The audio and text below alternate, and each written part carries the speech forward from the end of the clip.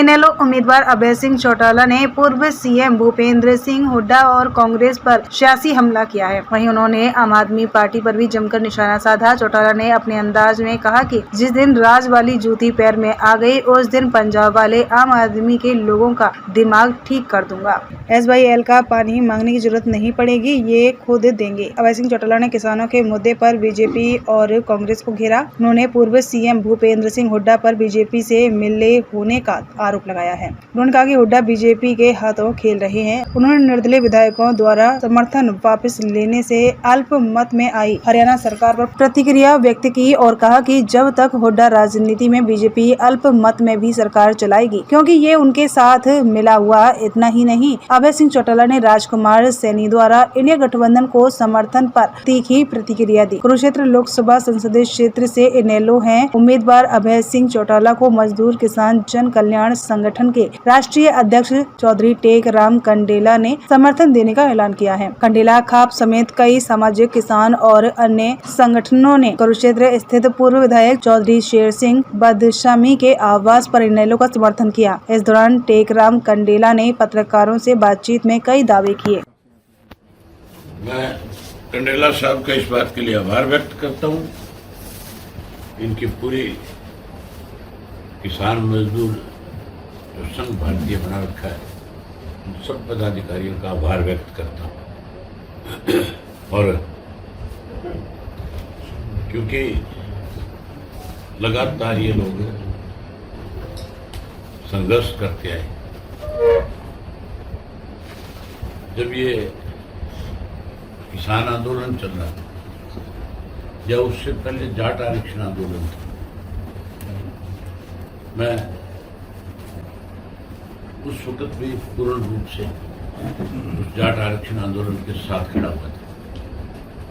तब भी ये सारे लोग उसमें अपनी बहुत बड़ी भूमिका निभा रहे थे। और उसके बाद जब किसान आंदोलन आया तो उसमें तो और ज्यादा सक्रिय थे। मुझे अलग अलग रोल पे भी मिलते थे, बॉर्डर पे भी मिलते थे। इन्होंने जिस ढंग से उस आंदोलन में अपनी भूमिका निभाई, लोगों का एक बहुत बड़ा विश्वास इनके प्रति है। दूसरा, खाप के माध्यम से भी जिस तरह की सामाजिक बुराइयां जो है, जिनके ऊपर इन्होंने अभी आपसे चर्चा करी, उसमें कैसे सुधार हो, उसके लिए भी इन्होंने बहुत काम किया। इनका पूरे प्रदेश भर में एक संगठन बना हुआ है जो सामाजिक कार्यों में बहुत ज्यादा रुचि रखता है। समाज कैसे आगे बढ़े, समाज के क्या कर्तव्य है, क्या जिम्मेवारियां हैं, कैसे आज के जो हालात हैं उसमें अपनी नई पीढ़ी को ऐसी जिम्मेवारी होनी चाहिए, उनको क्या भूमिका निभानी चाहिए, इन सब चीजों पे ये लोग बहुत काम करते हैं। मैं ये मान के चलता हूँ कि आज इनकी सपोर्ट के बाद मेरे चुनाव का ग्राफ एकदम से और बड़ा हो जाएगा। किसान जो है, जो कोई छोटा मोटा आज किसी स्वार्थ के चलते आज भाजपा के साथ है या कांग्रेस के साथ है, आज वो सोचने पे मजबूर होगा कि किसानों की लड़ाई किसने लड़ी। जो खेती करने वाला आदमी है, जो किसानी से जुड़ा हुआ है, जिसको आंदोलन याद है, जिसको भाजपा की 10 साल की जो सत्ता है, इस भारतीय जनता पार्टी के राज के अंदर सबसे बड़ा कत्लेआम हरियाणा में हुआ है।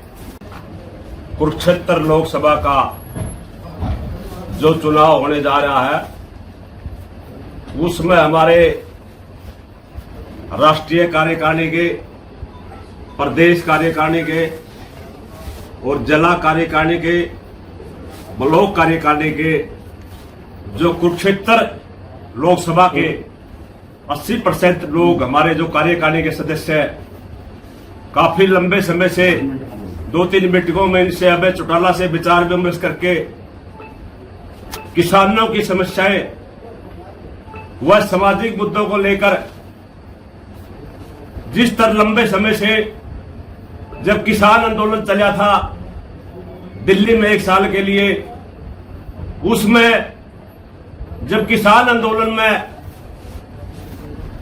किस आदमी ने कितनी भूमिका निभाई है, उसमें यहां पर जो हिसार के इसके कुरुक्षेत्र के जो 3 प्रत्याशी मैदान में हैं, एक तो भारतीय जनता पार्टी ने विदेश से लाकर यहां कुरुक्षेत्र में उतार दिया है दबाव से, एक प्रत्याशी दिल्ली से आकर यहां आम आदमी ने यहां खड़ा कर दिया लाकर कुरुक्षेत्र में, और एक प्रत्याशी जो आपके दुख सुख का, जो किसान आंदोलन में पूरी तरह से हमारे साथ था, जब हम बॉर्डरों पर 1 साल तक राकेश टिकैत और हम जितने संयुक्त मोर्चे के लोग सभी स्टेटों में जाते थे, तो टिकरी बॉर्डर हो, चाहे सिंधु बॉर्डर हो, चाहे गाजीपुर बॉर्डर हो, उसमें सिर्फ अभय सिंह चौटाला ही हमें नजर आते थे। अब इससे सिवाय हमने न कोई नवीन जिंदल नजर आया, न हमने सुशील गुप्ता नजर आया। और जिस तरह से 90 के 90 एमएलए में जिस प्रकार से चौधरी अभय सिंह चौटाला ने अपने विधायक पद से इस्तीफा दिया, ये पहली बार हुआ है। इतने विधायकों में विधायक तो कांग्रेस के भी बहुत ज्यादा थे, 32-31 के, और जेजेपी के भी थे, बीजेपी के भी थे, लेकिन किसी ने अपने पद से इस्तीफा नहीं दिया। मैं भी श्रम व निर्माण विभाग का हरियाणा का चेयरमैन था, मैंने भी अपना इस्तीफा दिया, मैं भी भारतीय जनता पार्टी में था, और आज तक भी किसान संघर्ष के लिए आंदोलन कर रहा हूं। आज तक की अब भी मांग है, हमारे जो मुलाकात हुई है, इसमें चौधरी अभय सिंह चौटाला ने इस सभी प्रतिनिधियों को यह विश्वास दिलाया है, हमारे मुद्दे हैं सबसे पहले फसलों पर एमएसपी या गारंटी कानून बनना चाहिए। दूसरा मुद्दा है हमारा स्वामीनाथन आयोग की रिपोर्ट लागू होनी चाहिए। तीसरा मुद्दा है हमारा मनरेगा की जो स्कीम है वो खेती के साथ जोड़ा जाए, ताकि मनरेगा के आदमियों को भी काम मिले और किसान का उसका लाभ मिल सके। जिस तरह किसान खेत में काम करता है तो शाम को अपनी दिहाड़ी मिल सके, उससे किसान को भी लाभ होगा, मजदूरों को भी लाभ होगा। और जिस तरह प्राकृतिक खेती और जो मोटी फसल है, उसके लिए हम अभय सिंह चौटाला से जो मांग पत्र देंगे, सारे खाप प्रधान भी हैं, किसान यूनियन भी हैं, भाई इस करिए मोटी फसलों का भाव ज्यादा बढ़ाया जाए। राजनीति में है, तब तक भाजपा को कोई डर नहीं, कोई खतरा नहीं। हुड्डा पूर्ण रूप से भाजपा के साथ मिला हुआ है। आपने सर हम कई उदाहरण इसके देखे, चाहे वो सुभाष चंद्रा का राज्यसभा का मेंबर बनना हो, चाहे इसका अपना बेटा राज्यसभा का मेंबर बनाना हो, और चाहे अब जब राज्यसभा का चुनाव हुआ था 31 वोट थे, 28 वोट निकले थे, 3 वोट इनके इधर उधर हुए थे, तो ये किसकी वजह से हुए थे, इसके लिए भी हुड्डा पूरी तरह से जिम्मेवार है। आज करनाल के अंदर कमजोर उम्मीदवार उतार कर दिए, भाजपा की मदद कर रहे हैं। ये पूर्ण रूप से भाजपा के हाथों में खेल रहा है। ये तो कांग्रेस के अंदर कोई भी लीडर छोटा मोटा जो राजनीतिक तौर पे ताकतवर होता है उसको साफ कर देते हैं। जो कोई इसका कांग्रेस में विरोध करता है उसको ये बाहर कर देता है कांग्रेस। इतने ही उदाहरण है, आप राव इंद्रजीत को ले लो, धर्मवीर को ले लो, शैलजा को ले लो, सुरजेवाड़ा को ले लो, किरण चौधरी को ले लो, कैप्टन राजे को ले लो, सब साफ कर दिए कि नहीं कर दिए। ये केवल अपने बेटे को जाट नेता बनाना चाहता है, ये किसी जाट को भी उभरने नहीं देना चाहता। ये पूर्ण रूप से अपने बेटे को राजनीति में स्थापित करके जाटों में एक छतर नेता बनने के प्रयास में है। लेकिन लोग जो है इस बात को बहुत अच्छे से जानते हैं कि हुड्डा 100% भाजपा के हाथ में खेलता है। एक उदाहरण, मेरा चुनाव था बाई इलेक्शन, उस मेरे बाई इलेक्शन में इलाहाबाद वाले में कांग्रेस ने उम्मीदवार उतारा था और भूपेंद्र सिंह हुड्डा वहां पे उस कांग्रेस के उम्मीदवार के पक्ष पे प्रचार करने गया। प्रचार करते हुए इसने ये बात कही थी मंच से कि आया तो कांग्रेस के प्रत्याशी के प्रचार के लिए, लेकिन गोविंद कांडा मेरा दोस्त है, आपने इस बात का भी ध्यान रखना है, जो बीजेपी का उम्मीदवार है, ये वहाँ भी दोस्ती निभा करके आया है, वहाँ भी अपने कैंडिडेट की जमानत जब्त करा के आया है। हरियाणा में जहाँ जहाँ जाएगा वहाँ कांग्रेस का सुपड़ा साफ करा देगा। भाजपा आज देख नहीं रहे आप इस तरह से कांग्रेसी जो है कहीं पे भी कोई मीटिंग करते हैं, आपस में जूत बसता है, एक दूसरे को गाली गलौज करते हैं, जूतों से मारते हैं।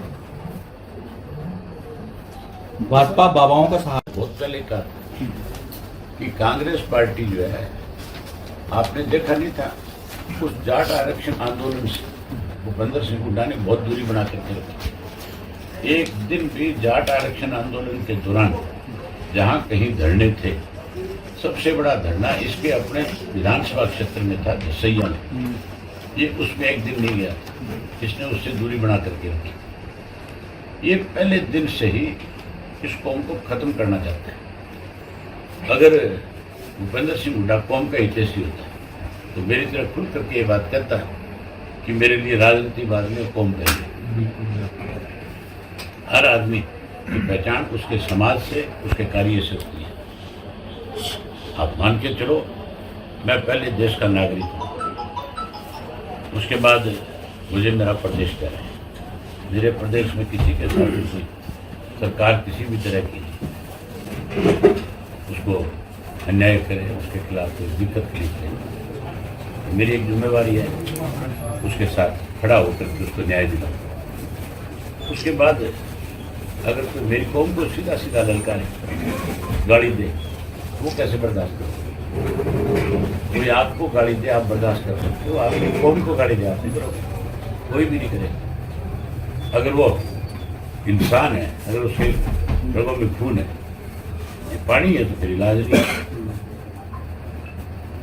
चौटाला साहब ने एक वीडियो जारी किया था हरियाणा वासी लेकर के नहीं, बैठक तो ये सोच करके बुलाई गई थी कि सेशन बुलाना पड़ सकता है, लेकिन जब हुड्डा की तरफ से ये बयान आ गया, इन्होंने जैसे ही मीटिंग बुलाई कैबिनेट की, उसके बाद भूपेंद्र सिंह हुड्डा का बयान है, आप पढ़ सकते हो। उसने कहा था कि भी हम 3 महीने के लिए भाजपा की सरकार को नहीं गिराना चाहते, हम अपनी सरकार नहीं बनाना चाहते। उससे पूछने वाला हो, तेरे पास बहुमत है जो तू सरकार बनाने, कैसे बनेगी तेरी सरकार, और कैसे तू गिरा देगा? तेरे हाथ में कौन सी ऐसी चाबी है जिससे तू भाजपा की सरकार गिरा दे? 24 घंटे भाजपा के हाथों में खेलता है, दूसरे एमएलए के ऊपर उंगली उठाता और कहता है कि वो अपना पक्ष बताए, वो अपना पक्ष बताए।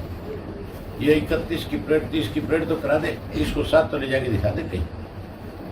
इसके अपने खुद के एमएलए इसके काबू नहीं है, इसके अपने यहाँ गुटबाजी है।